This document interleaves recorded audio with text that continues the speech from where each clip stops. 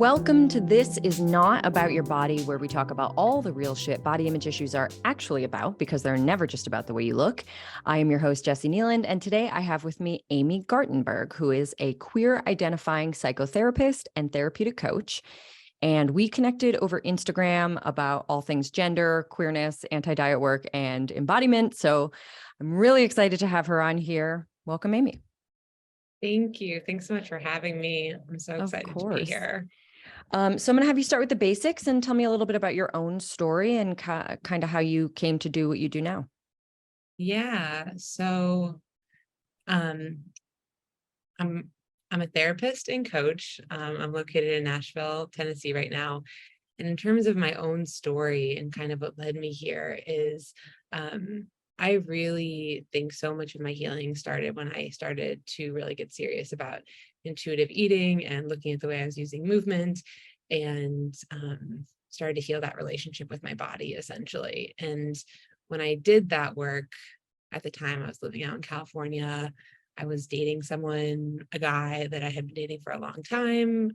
We were taking steps towards getting married. I had this gut feeling that wasn't going to be right for me, all these things. And also I was like over living in LA. Anyway, and it kind of, when I started intuitive eating, when I started healing my relationship with my body, it almost was just like it unlocked this thing of me inside of me. And it kind of became like a trail of breadcrumbs of if I was listening to my hunger, if I was listening to my body, I could hear not just my body hunger cues, but my soul hunger cues. And I could hear things like not wanting to be in this relationship or not wanting to live in California. I could hear it more clearly. And so it kind of like one thing kind of just led to another of that's the place where a lot of my healing began, but then that led into me like becoming more comfortable with my sexuality, taking a leap of faith in moving, starting my own private practice, all of these things that to me really started in that place. Yeah, I think that's very common that it gets kickstarted through, I don't know, I just had another person on my podcast and we talked about how it got kickstarted through fitness for both of us through movement. And I feel like it's very similar that you're like, oh, I'm listening to something in me. And all of a sudden there's a lot in there that I didn't know about. And you start to tune in more and then you get more information. Yeah, I think that's a really cool story that it came through connecting first and then everything else was a cascade after. Yeah. And that's, I think when I first started in at least the coaching space, I was doing more intuitive eating coaching because to me that was the catalyst. And I think like once it became clear of like, oh, this is just the catalyst. And then I gave myself so much more permission to do so many other things in my life that's where my passion and my work led as well. It doesn't need to be just focused on body image. For a lot of people, it starts there, but granting ourselves freedom in other areas of our lives as well. Yeah. Okay. So in our first conversation, you mentioned that a lot of the work you do as a therapist and a coach is around self-abandonment, which is a term that like almost immediately made me want to cry when I heard it. So I'd love, because I want to talk about that, for you to start us off with a definition of self-abandonment.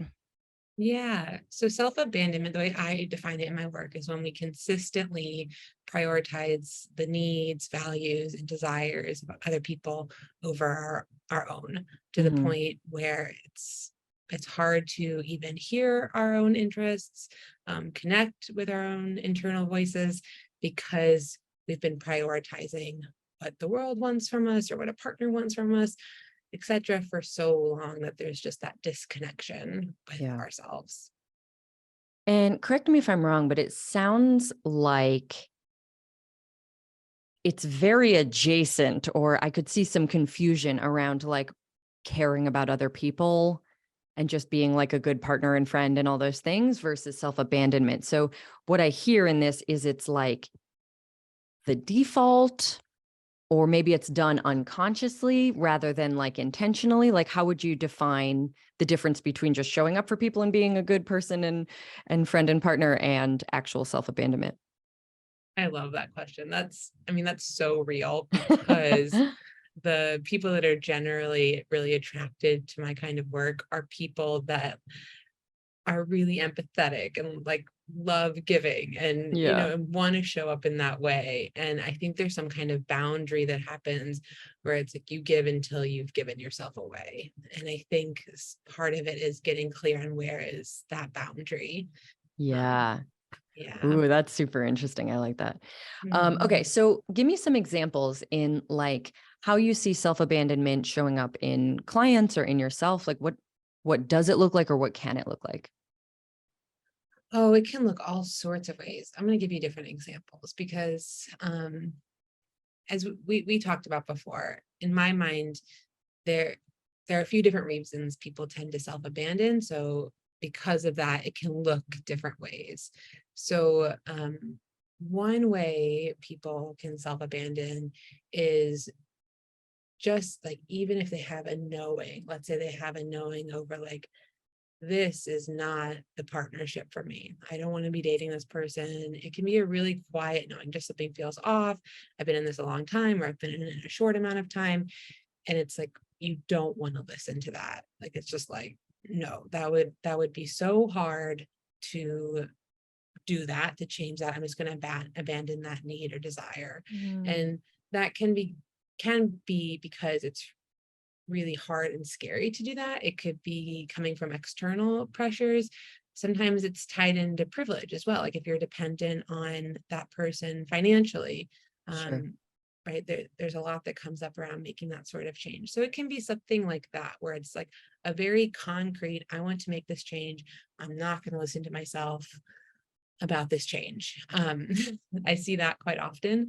Um, there's also, I mean, I see it a lot. I love working with the queer community.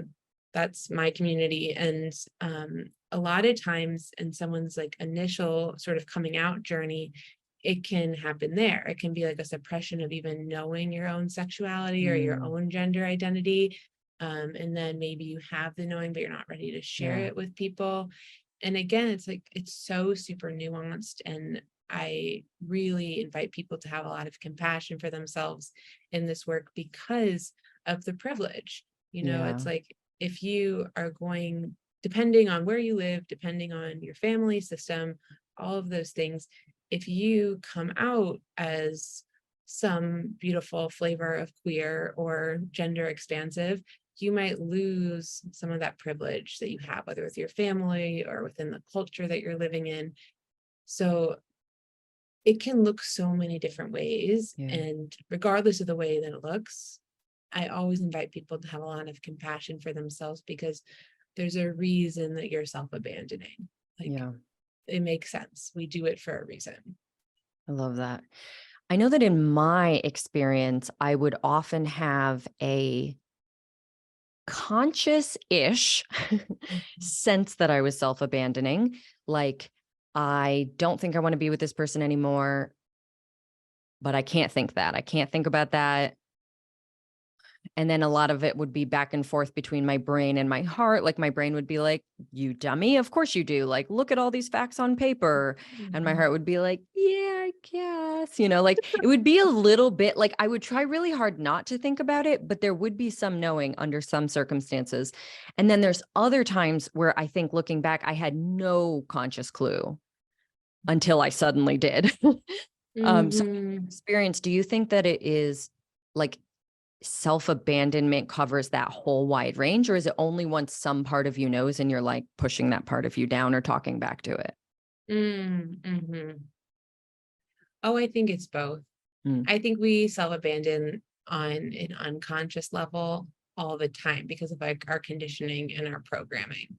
You know, like I'm sure there's a million ways I'm right. self-abandoning in this moment because it's like I approach it from like a really psycho-spiritual sort of place of like the essence of my soul and what my soul desires has like all these layers of my cultural conditioning on top Hmm. of it. So much of what we're doing is we're unlearning and we're taking away those layers and taking it off, and maybe things become clearer. And then as things become clear, you might be conscious of the fact that you are self-abandoning and still make that choice. Right. And like, that's kind of that's why I think it's both. Sometimes we're doing it, we don't even know we're doing it. And we might become aware and we're like, oh, I don't want to do that. I'm going to make Yeah. a different choice. Or we might become aware and still make the choice to self-abandon. Yeah. So I feel like the relationship example is just a really clear one to me. It makes a lot of sense. I've had a lot of experience of that. I feel like there have been times where, especially when I was younger in relationship, where I didn't believe I was allowed to be like needy or emotional or have demands or expectations or whatever it was. And so I didn't voice them. And then, I was unhappy, obviously, as the end result of that. But I feel like once I started recognizing that I was allowed to do those things, the self-abandonment took on a different quality.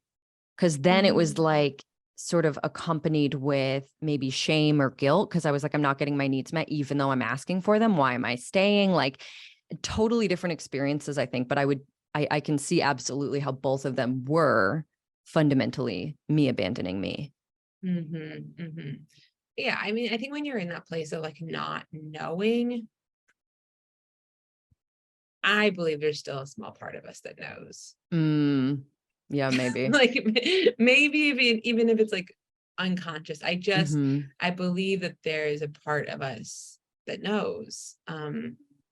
It's that thing like that maybe when you see it outside of yourself, like something in you pings. Like I can remember like before I knew I was gay, um like seeing a gay couple, like two women, and just like having a ping of like maybe some kind of longing or recognition or something, and just being like, I don't know why that happened. Like, Yeah. like, okay, like weird, and so, and I would have really Yeah. believed that, honestly. But to me, it's like, but there was something, right? There was something in there. Yeah. I love that word Mhm. ping for that feeling. That is really what it feels like. I also often see with clients like especially with like somebody who's struggling with body insecurity, that the people they compare themselves or hyper focus on or obsess over or feel jealous of or whatever, it's often because there was a ping somewhere in there. Right. It's not just like, oh, they're conventionally attractive and I want that. I mean, sometimes totally that's the thing.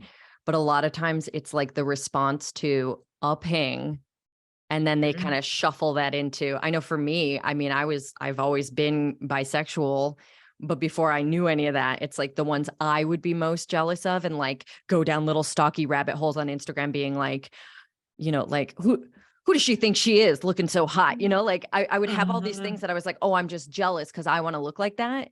And later was like, oh, I just thought she was hot. That's it. That's all it is. And it came with that big feeling, that ping. But I was like, my brain was like, override, override, turn this into Right. something we can understand. You're jealous. I think when someone's in that process, exactly what you're describing of like, am I jealous of what you have, or like, do I just find you very attractive? Yeah. You know? And reclaiming that, honestly, too, it's so calming. Like it was liberating at first, but now I just find it very peaceful to be like, mm, this is desire. That's all. Like Yeah. I want you. You're so attractive. I would love to be closer to you. And also like, that's okay. That feeling, even if it's a little uncomfortable because it's not requited or, whatever. It's Yeah. like I can just hold that now instead of being like, what do I do about this? Should I change how I eat or dress or, whatever. It's like it takes a lot of the messiness out of it now. Yeah. That's like, oh my gosh, I'm gonna just glad you use that word desire, because to me that's what it is. It's just healing self-abandonment is about following the breadcrumbs of our desire. Ooh, I love that. Okay. So you had mentioned to me, and I wanted to get you to sort of go through these, that there are four major reasons why people abandon themselves. And I'd love to Mhm. have you go through them, like name them and talk a little bit about each one, what they are. Yeah. Okay. So the first reason that I really see people self-abandon has to do with safety. And that is usually coming from a learned experience from when you were young, some kind of learning or messaging you got from when you were young. So an example for this might be like if you had a family member with an addiction or medical needs, or you just happened to fall into that family role of the peacekeeper, right? I see a lot for middle children. Then you kind of learn like my needs don't matter. It's not safe for me to have needs in this family structure. Like I get my love and all of that from not having needs. So that kind of comes from a sense of safety, of needing the safety of the family structure and how do I fit into the family structure. So that's one way. The other way I kind of combine it, that's my like 2/3 has to do with a feeling of belonging. And I put in with that, like the third reason is privilege and access. So if we can separate them out, when I think about belonging specifically, it's this idea of like I want to fit in, I want to feel that connection. As humans, we're wired for belonging and connection. Like that's how we survive. So what do I need to do, be, act so that I gain that belonging? And the example I use here a lot is like, if you were a really creative, funky kid, and like maybe you dressed in a very creative, fun way, and your peers either maybe like overtly teased you, or you could pick up on some subtle cueing, because kids are super intuitive, that they were judging you for this, and then you abandon that and you're just going to dress in this normal, boring way. So like that's an example of maybe just for a kid wanting to get that belonging. And then the way that privilege and access ties into that has to do with the same desire for belonging, right? And access and privilege are versions of belonging and connection. And so oftentimes I see that show up with the sexuality example we've been using. I also see it show up a lot in body image work, because I think diet culture is an extension of self-abandonment. It's like, how can I make my body smaller, more like culturally okay, so that I can have some of the thin privilege that our society has, so I see it show up quite a bit there too. And then the other one that's like really near and dear to my heart is this idea of being human is a fluid experience. And I think one of the reasons people tend to self-abandon, the fourth reason, is because it's like a denial of what it means to be human. It's a denial of that fluidity. And that, of course, that ties into safety. If we like allow this to be a fluid experience, we lose some certainty and some safety. But this idea that like, okay, I'm going to have my box of like who I am and what I do, and this is my wife, and like all these things, we can feel very constricted by that. And there's safety in that. We want the security, we want that. But what it means to be human is to allow ourselves to expand and evolve and all of that. And so there's a denial of that sometimes that can lead to self-abandonment. That one's really interesting, because I can imagine, like, instead of abandoning something like, I don't think this is right for me, but I'm going to do it anyway, it could be, this was right for me at a time, and now I don't want to leave it, so I'm going to stay. Like, that one feels the most interesting to me, to imagine the moments where like you actually got into it, maybe from a place of like real self-affirmation. And as things changed, as you changed, you hold on to, but this is the container I picked, but this is who I am. It's like the attachment we have to old versions of ourselves that keeps us from, like you said, I guess, evolving and expressing the new you. Yeah. I mean, it's like when you say that, what comes to mind is that feeling that sometimes people get, I get it, of nostalgia, looking at old pictures or something, right? It's that like, oh, like that version of me did exist. And I hate this idea of like, I don't know, maybe hate's a strong word, but like the idea of like pursuing your authentic self. I just think they're all expressions of our authentic Ooh, selves. I like that. Yeah. And so like allowing ourselves to move into the next version and the next version, Yeah. rather than it being this place we arrive to and it's like, that's it, cross this finish line, we're good. Yeah.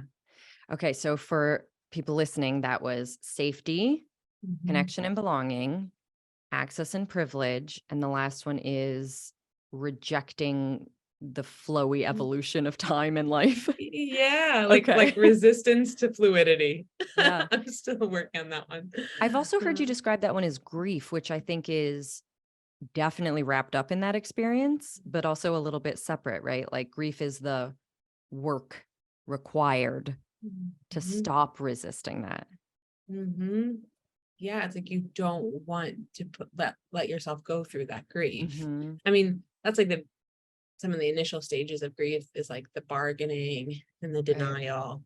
And then we move into like anger and sadness. And of course, Yeah. grief isn't linear, but I think what happens sometimes in that like denial of fluidity is we get really hung up in the denial, the bargaining, because there's a resistance to feeling the Mm. sadness, the anger, all of that. Yeah, to letting go. That makes so much sense. Mhm. Okay, so two major sources of self-abandonment for people nowadays that is so relevant to both of us Mhm. are dieting and gender and sexuality. So I wanted to start us off with dieting. Tell me how dieting leads to self-abandonment and also how self-abandonment leads to dieting, if they are different. Ooh, I love that. I think about it like this dieting leading to self-abandonment. But I said earlier, and it's true, it's like I think that dieting is an expression of self-abandonment. Mm, And the way that I see that, I say often like the denial of body hunger cues is going to lead to the denial of soul hunger cues. And I say that I use a lot of somatics in my work, meaning like we are connecting with the body to hear what's happening. yeah, I believe that the body can help us process emotions, all of that stuff. So if you turn off the part of you that is cued into your hunger, which is like basic yeah, bodily messaging, then you're turning off a lot a lot more knowledge, a lot more intuitive knowledge. So it's like you can't just be like, I'm going to turn off just my hunger, but like I still want to really know myself and yeah, yeah, have this intuition. I think generally it's the same switch. So dieting is an expression of self-abandonment. I think it can further self-abandonment. Um, and again, that's coming from my own experience too, of when I started healing dieting, when I stopped yeah, yeah, dieting, it was like so much stuff clicked into place. yeah.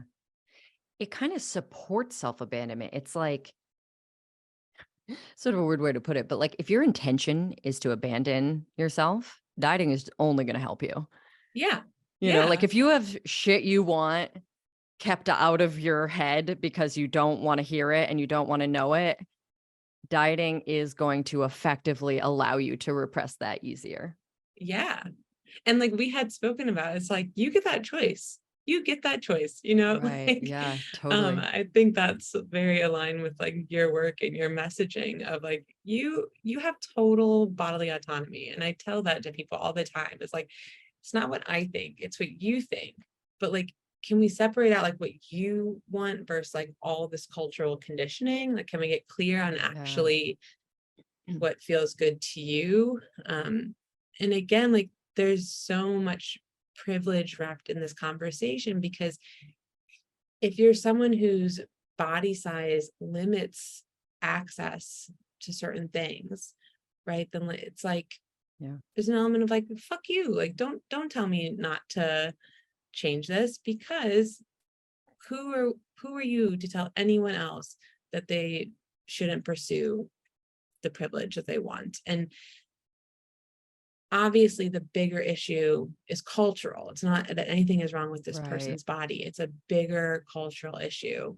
But still, at the end of the day, that person gets to make the choice of what they want. Yeah. And I also believe in full body autonomy, very, very aligned in that way. And I will often hear from clients like, is it okay if I do Mm. whatever. And often they are referring to the same acts that either used to be self-abandonment for them, or, it's like, is it okay if I get a facelift? Or is it okay if I want to wear heels and makeup and all this femme stuff? Like, there are no body neutral behaviors or choices, none.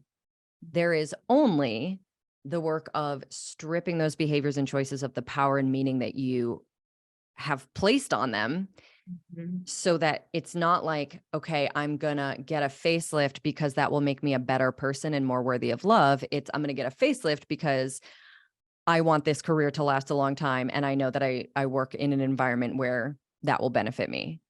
And so Mhm. autonomy in that space, I feel like you're really not exercising autonomy if you're doing it from a place of like obligation or shame.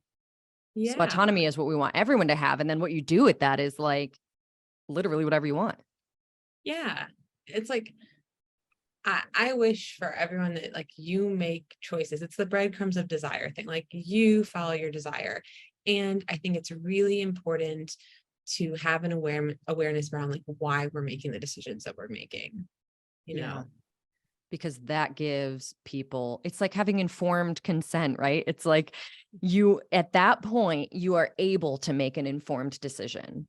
And until Mhm. then, when it's like, I just have to do this or else no one will love me or something, that's really not, I guess I don't think of that as informed consent, right? I think of that as like, I don't know, coercion. Yes, exactly. Like, that's what I mean. Of like you can we get curious about why you're making that choice? Yeah, yeah. So tell me about soul hunger, because I think it's a great term, and I'd like to hear what Mhm. you mean by that, and yeah, talk a little bit more about it. Mhm.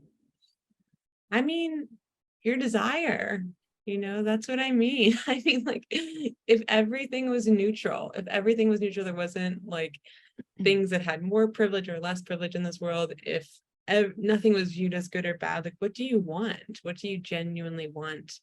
What do you want someone to give you permission to do?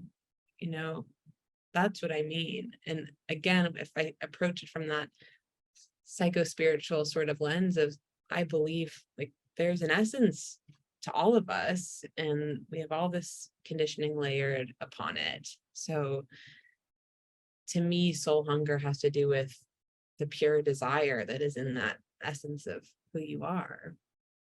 Yeah. So as a person is denying physical hunger while they're dieting or trying to lose weight or whatever, they're also denying soul hunger, which essentially means just insight into what they want, which explains why so many people struggling with body image have no idea what they want, have Mm. no real sense beyond, I want to earn this thing. I want to like reach a certain status. I want to reach a certain goal. Um, and then I think on the other side, often they're hoping that they get the permission for the secret thing that they're like soul hungry for. Yeah. I mean, that's like so often, I'm sure you encounter this in your work of like, okay, what do you think that losing weight, being in a smaller body is going to give you? What is it that you're Hmm. really after? And again, like keeping in mind, we live there's oppression at play. Like we live in a country, in a culture where if you're in a certain body size, there are things that are inaccessible. So I just Yep. like want to nuance that and asterisk that.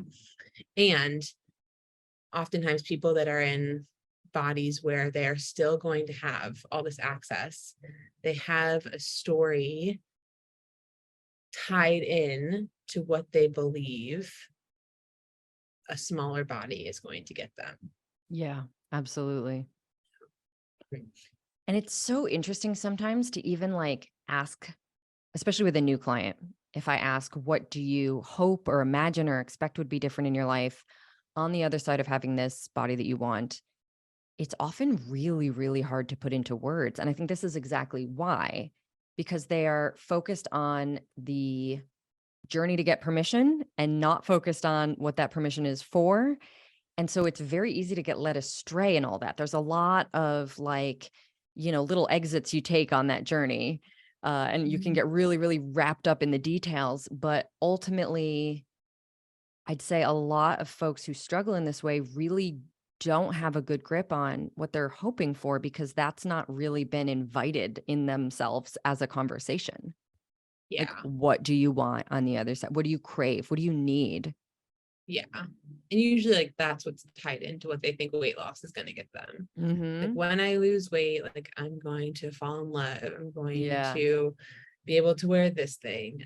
I'm gonna like finally have confidence to go after this career. Yeah. And so I think so much of body image work is like the unintertwining of those things and then pursuing those things now in the body you have right now. So, what is the relationship with our just everybody has needs and desires? How does our relationship to our needs and desires play into self abandonment? How does our relationship to our needs and Like our desires? thoughts about ourself, or rather our beliefs or our feelings about our needs and desires. Like clearly there is something at play there that says you're not allowed to express these things. And Mhm. I just imagine like there are so many reasons why that would be, but I'm curious what you see as patterns in that space. Yeah, I mean, I think it depends with like your sensitivity as a person. Mm,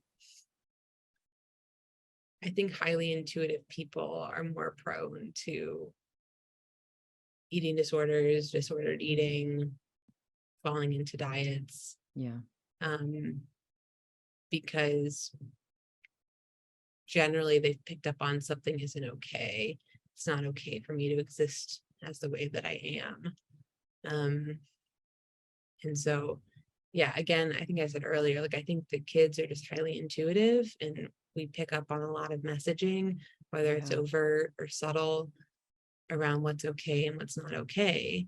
Yeah. And like thinness is shoved down our throats, whiteness is shoved down our throats, heteronormativity, like cis normativity, all of those Yeah. things are shoved down our throats. And so I think it depends on how susceptible you are to that as a kid. And I think it depends on maybe what other representation you had available to you.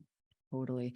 I know that for me, one thing that was a big source of shame when I was younger, having been conditioned as a girl and patriarchy and everything, was how much attention I wanted.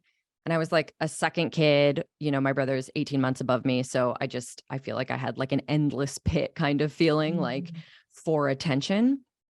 And, I went into theater and there was like a lot of ways that I dealt with that. But when I look back, I remember how shameful it felt to want those things. And so a lot of my self-abandonment was about trying to make myself like palatable or, I actually feel like I thought if I ever really expressed this desire fully, like the world would collapse or something, Like there was that big of a feeling like this is dangerous how much Mhm. I crave here. And absolutely that led to self-abandonment in a lot of ways. Yeah. Yeah. And like some of some of our perceived danger is very real. Like like Yeah. we worry something's gonna happen. We have reason to think it might happen. It could happen. And then sometimes we really spin out these things in our heads, Yeah. like so like a self-abandonment example I've been using recently is so I'm getting married at the end of the month. And what I had originally picked out to wear, I like thought I wanted to wear, was very comfortable in. And as I've been exploring my gender more and my gender identity has been shifting, it got to this place of I was not comfortable wearing that anymore. And I was just stuck in this like, I know I'm self-abandoning. I'm going to do it anyway. Like Yeah. the money was already spent on this outfit. Like this is what people are expecting me to wear. Mm. Like I was really worried what my mom in particular was going to think if I decided to wear something else. Anyway, so I spun out on that for a while and was very firm and like, Amy, like you're going to just suck it up and wear this thing. And to the point where like I can feel myself when it's like this is not self abandonment is not a supportive choice anymore. I could feel myself getting sick over this. And it was like, okay, Mhm. like, so I decided to change what I was going to wear. And I bought a suit that I'm really excited about. And Yeah. I had all this anxiety around telling my mom. And she was like, okay, okay, you should be comfortable in what you're wearing, you Yeah. know? And I know, like, I'm so grateful to have that experience. I know not everyone has that experience. And it's like, I hyped this whole thing up in my head, you Yeah. know? And it was like, so often what we make in our minds is really bigger than what it's going to be. Yeah, when I think about who I was afraid of endangering with all of like my needs back then, it's like a Mm. middle school boy. You know what I mean? It's like I was afraid of like a middle school boy rejecting me and making me feel like an idiot. Like that was my big, and obviously that's not really what I was thinking about, but it's like that's where it came from. I was not actually afraid of an adult being like, Uh, I reject this, because I would be like, oh, you don't seem like someone I need in my life then, you know? But it was just uh, like that feeling, that catastrophic, like early teen feeling of, but what if he says what if he says something horrible to me? oh my God. I'm just like, okay, when I hear that, I'm like, if I am, what a great litmus test. Cause it's like, if I am going through my life trying to please a middle school child, like, Yeah. like, no, Yeah, something is off, right? Like that's, none absolutely. of us are our best selves in middle school. So that's not who I'm trying to Absolutely. please. Mm. Okay, so let's shift over to the other big self-abandonment topic, which is gender and sexuality, queerness. Obviously, if anybody listens to my podcast, they know this is one of my very favorite topics, both because it interacts a lot with my work and our relationship with our bodies, and also because it's just been like such a liberating and exciting journey for me personally. Mhm. Um, so, how do you see self-abandonment coming up around gender identity and sexuality? Or you can tell the story in your own first person if you'd like, but just thoughts on that relationship. Yeah. I feel like I've dipped more into that side in this conversation right now. So, I guess it's hard for me to stay out of that because I see it in myself, in my own journey. I see it in my work. Um, I think a lot of it has to do with privilege and access and just wanting that belonging, like in that safety. It's all of those things. Yeah. Um, I'm just kind of collecting my thoughts because I think it's a lot. I think there's the point of not knowing it in ourselves because we're fed so much heteronormativity that a lot of people don't Yeah. even know that for themselves. Um, I think queerness is a superpower because it means that you're able to hear yourself in a way that maybe other Mm. people can't. Mhm. Um, I think a lot of people make the choice to self-abandon when it comes to their gender or sexual identity because of needing that belonging and safety, Yeah. access, all the things. Um, and I just like I want to I want to give people permission to know that about themselves on whatever level they feel comfortable knowing that. Like Yeah. to be gay doesn't mean you have to come out to anyone. You know, Right. sometimes it can just be your internal knowing or um if you identify as trans or non-binary and you don't feel safe to come out in that, are there ways that you can honor that at home? Can you have a partner call you certain pronouns, or can you wear Yeah. certain things, or can you just practice knowing, trying on certain pronouns for yourself? Mhm. That I think there's ways to start to tiptoe and explore in that in a way that feels very much safer sometimes for Yeah. people if they're worried about that. I would say this applies to every area of self-abandonment because I've worked with so many people in so many different topics where like in a coaching session something comes up and you can just tell it's like you can watch them almost push the thought away. They're like, "Oh, don't want to go there." And I always tell people that knowing it and naming it does not mean you have to take action. In fact, you Mhm, never have to take action. You can mhm, know and name something to me like I don't want to be with my husband anymore, and you never have to change this. Right? Like, and you need that in the beginning. Oh, mhm. I might be non-binary, but you're not going to let yourself name that if you feel like that means you immediately have to go change your life or blow your life up, right? Like, Yeah. That is such an important part of the process, is recognizing that you can safely know it and name it to yourself, and that does not mandate anything. Yeah, that's exactly right. Like you still get to make the choice to be exactly where you are. Yeah. Knowing it and naming it. I love that language. They're different thing, or knowing it and naming it are different than having to take action. Yeah. And I also see it come up with like the denial of fluidity, is sometimes people feel like I don't want to come out as bi because I'm making this up. I Yeah, don't want yeah. to come out as bi or whatever, because like maybe I'm actually a Mhm. lesbian or I'm gay. Like this idea of like I can't publicly have my fluid process. Yeah, like I have to have all the answers now before I do a big reveal, and then I'm stuck with that forever. Yeah, exactly. Yeah. Exactly. And pronouns are like so interesting with this because one, like I think I love the practice of sharing pronouns as an inclusion practice.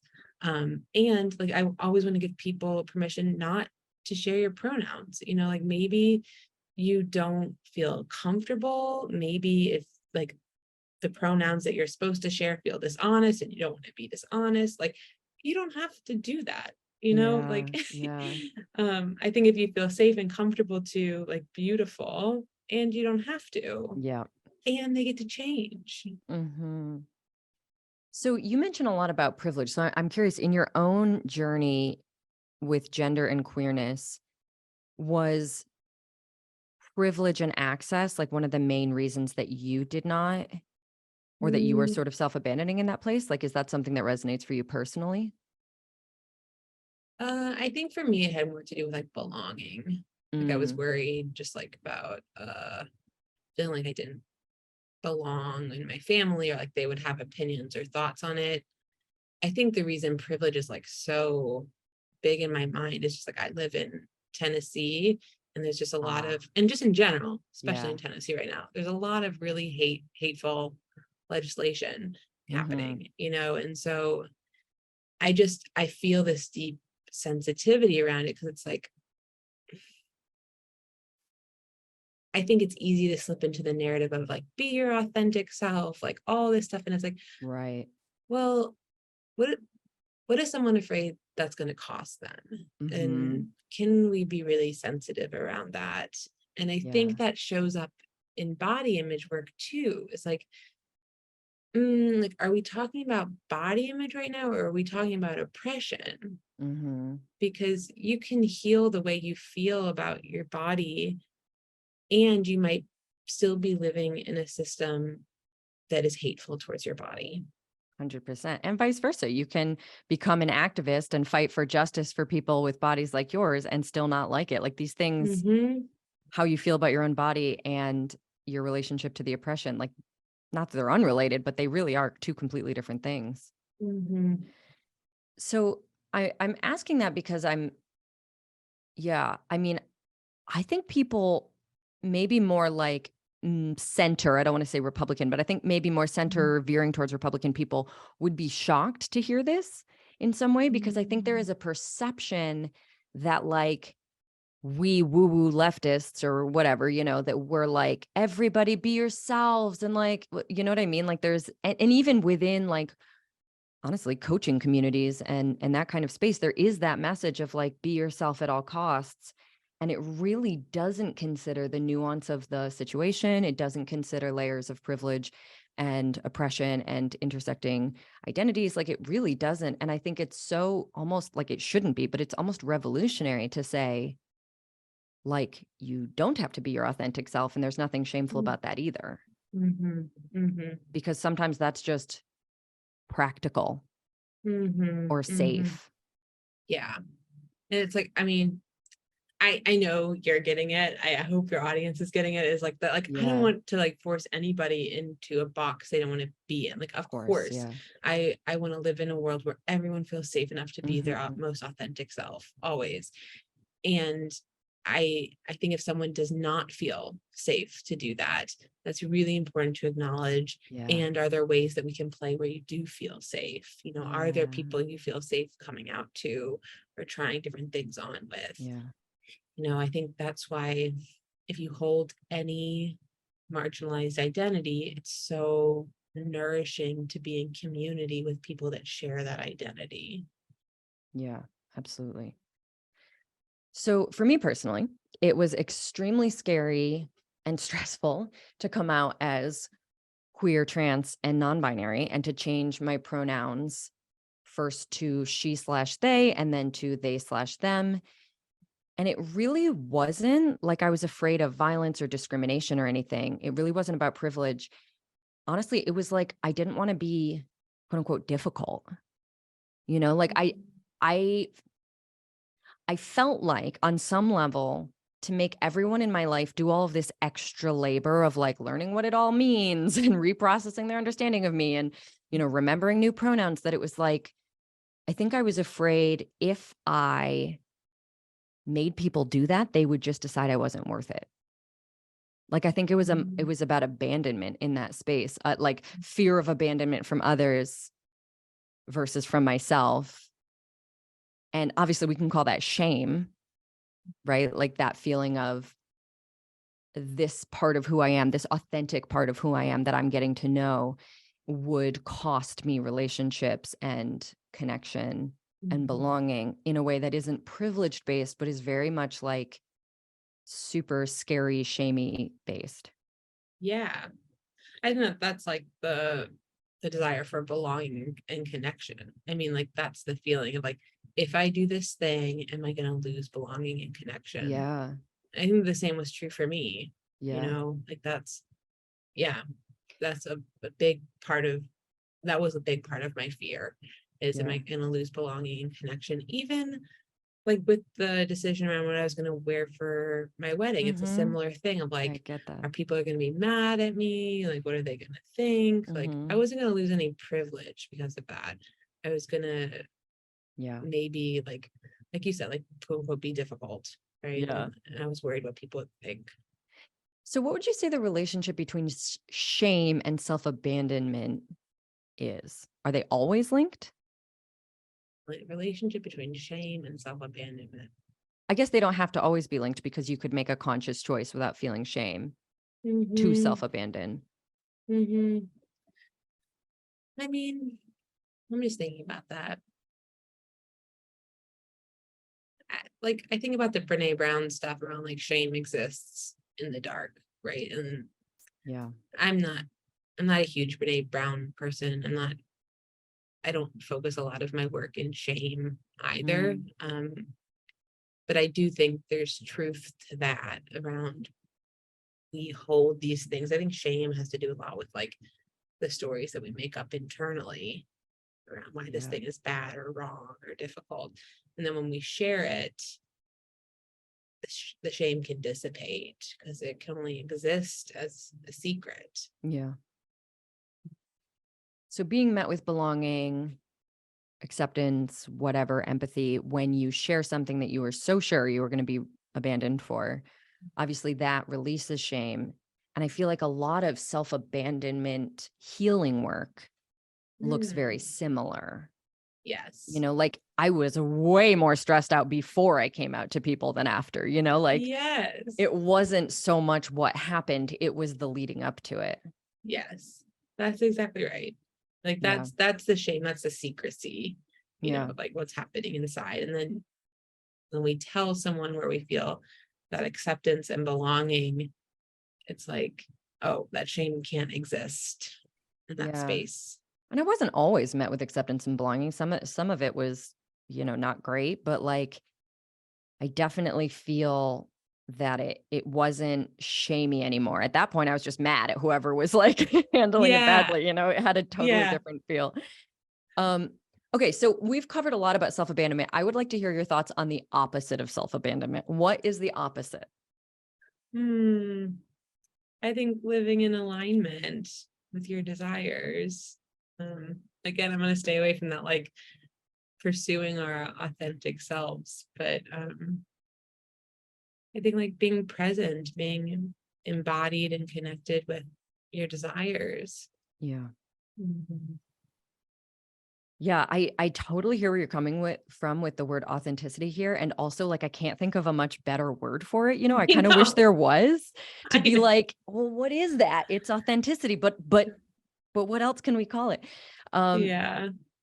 No, so my I'm so with you on yeah, that. Like, I'm like, because yeah, like I do use the word authenticity. Like, what a beautiful word. I think what I'm trying to stay away from is this idea of like authentic self as a finish line. Like oh, absolutely, yeah, that does not exist, and so even if the other side of self-abandonment is authenticity, it's living in motion with that. It's not like I right. have arrived. Does that Totally. make Okay. It sense? really does. Yeah. Okay. Because it's that big element of allowing and not resisting the flow and evolution of it all, right? Like Mhm, it has to be in motion or else it is automatically going to bring you right back in to the abandonment mhm, space, right? mhm.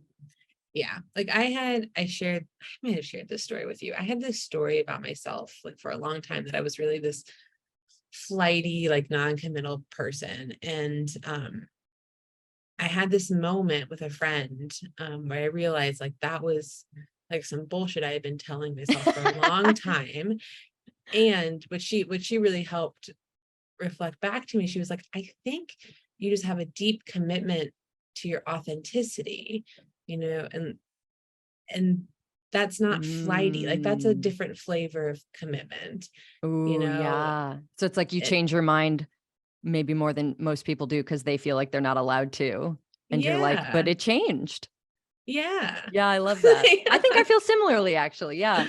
That like I definitely relate to feeling flighty for a Mhm. similar reason that I just always gave myself permission to change my mind. And I think that's Yeah, something that's really hard to do for a lot of people. yeah, exactly. And I think there's like this perfectionism that shows up in like this, like, follow your intuition sort of space where it's like, know what your intuition is, don't get it wrong, follow it, and Mhm. that's it.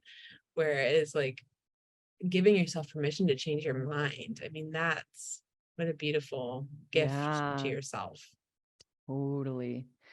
Mhm. So in my view, and I don't want to be prescriptive here about like giving up self-abandonment is the right choice because we've already covered that that's not necessarily the case and it's a lot more nuanced than that.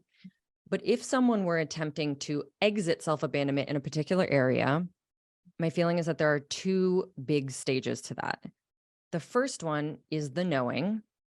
It's like the learning how to listen, the knowing and naming, the really recognizing that truth, which is its own skill set that a lot of Mhm. people struggle with, especially folks with body image issues.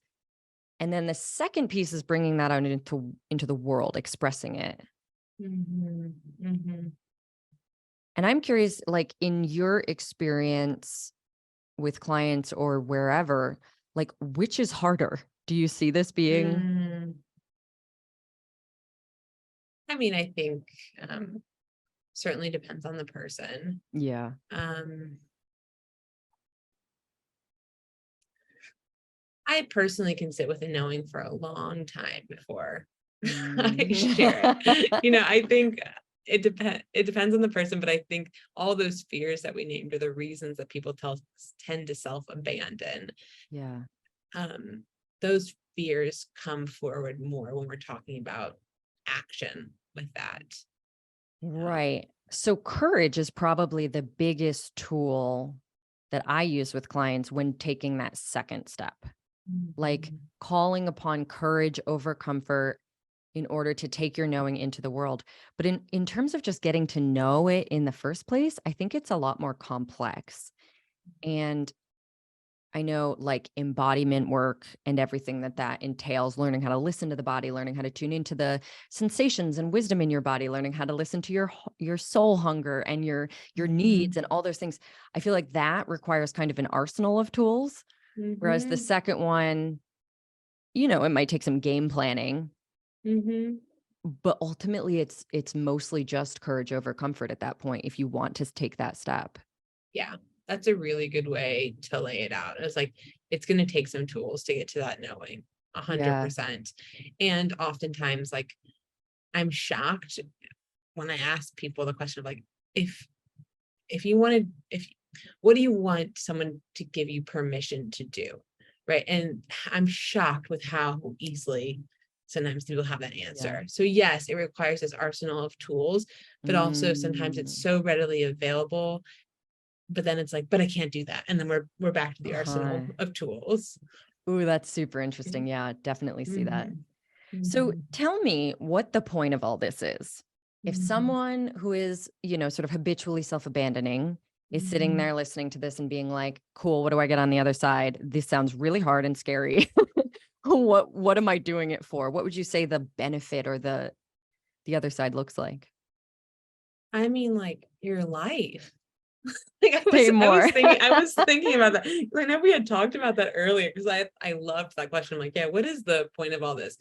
I mean, you it's as Mary Oliver says, like it's your one wild and precious life. Like it's yours. It's yours.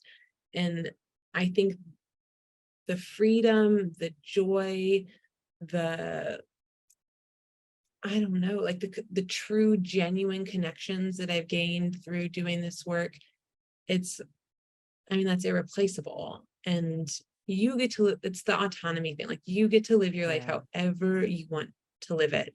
And you can live it according to societal rules if Yeah. that is what you so desire. Um, but like, what the hell else are you doing? Like, Yeah. like Yeah.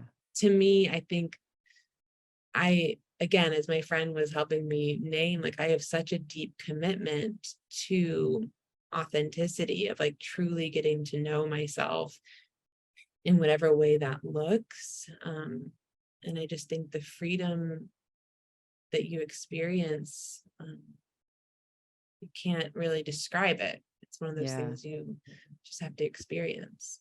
So you're naming like this existential benefit that I love and is Mhm. definitely the hardest to describe. It's like the empowerment, the agency, the just sort of lack of constant mental chatter about doing things wrong or whatever. Like there's so much about it that is sort of this intangible way of basically just saying, I choose to live this life, this one life for me.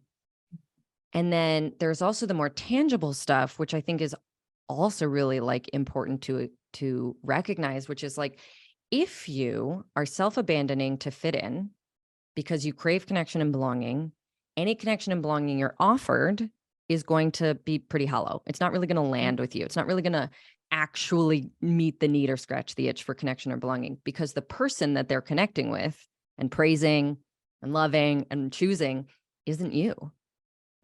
And so I also feel like sometimes when I work with clients around this, I'm like, you don't even necessarily have to connect to the existential thing to recognize that your plan will never work. If your Mhm. goal is to get your needs met in the world, you can't necessarily get them met without being you because all Yeah. the things that we're talking about here, like we have a human need to be seen and you won't be seen Yeah. under these circumstances. Yeah. To be understood, to be genuinely, appreciated for who we are. And all of those things are literally impossible. You can get little bits of it, you can get little Yeah. snacks of validation and whatever, and that can feel good, but it's not the same. Those needs will just be chronically unmet. Yeah. I had a couple thoughts when you were talking. Hmm. One was like when I first really started healing my body and like stopped dieting, it felt like I got off this merry-go-round sort of thing. And I remember having this feeling of like, you guys, like, this is way better. Come over here, And I think it's that sort of knowing if you don't really know what it's like off the Hmm. ride until you step off the ride. And I Totally. remember having this feeling of, I want everyone to experience this. Like everyone deserves to experience this. Yeah. So that came to mind. The other more tangible thing that came to mind is like, I think things get a lot less sticky.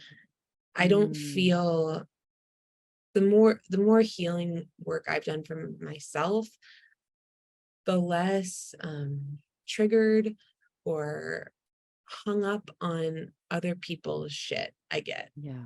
Like I think I used to just, if a conversation didn't go the way I thought it should, or someone was doing something I was really judging, I mean, I would just analyze the shit Mm, out of everything. And things feel a lot less sticky to me now. I And like that's that. it. I mean, who doesn't want to live that way? Yeah. Cause I like that way of putting it. Cause it's like you could say it reduces anxiety, and I think it does, but things feeling less sticky is like, whew, that's what it is. Like that is so what it Mm-hmm. is. And also just, I would say, looking at my before and after, like when I was mostly self-abandoning in my younger days to now, I can also say that I just felt really confused a lot. Like I just never knew what to do. Everything was like this big, drawn out intellectual weighing of pros and cons because I didn't have the access to myself to say, here's what I want. And so it also just like streamlines the process of being a human in a way that is unbelievable. Mm-hmm. Yeah. I mean, if you trust yourself, I mean, at the end of the day, it's you and you. And so of course you want to be able to trust yourself. Yeah. So I did want to tell a story Mm-hmm. on the idea that like I think is so important to really drive home here is that self-abandoning can be a healthy and valid choice. And we want everyone to have the ability to make it consciously and intentionally, not from that place of like shame and obligation and whatever, right? So I once worked with a woman who we got into the body image stuff, and I'm always like pointing people towards the deeper reason why they're, obsessing over their bodies. And we pretty quickly realized that she had a lot that she was repressing about her marriage. And essentially, that little voice was in there saying, I don't want to be married. But they had two little kids. And she quit coaching. We had this conversation and I refunded her money because she said, I am not willing to get divorced until they're older. And so this one's going to stay hidden from me. And it was such a beautiful, painful, horrible, right? But also beautiful example of conscious self-abandonment. It was not going to happen. And she did not want to go unpacking that box because it was so clear to her that the priority at that moment was something else. And I just feel like we can talk about authenticity and self-expression and all these things all day, and also recognize that there are times where like, you come home from a super stressful day and you're like, instead of making myself a nice meal and like meditating, I'm gonna like order junk food and drink a bottle of wine. Like there are times where you make the choice that seems worthy of judgment, but it isn't, because it's conscious and you can have so much more compassion for yourself in that moment. Like, oh, I see. That's not something I can tolerate today. Mm-hmm. I'm out.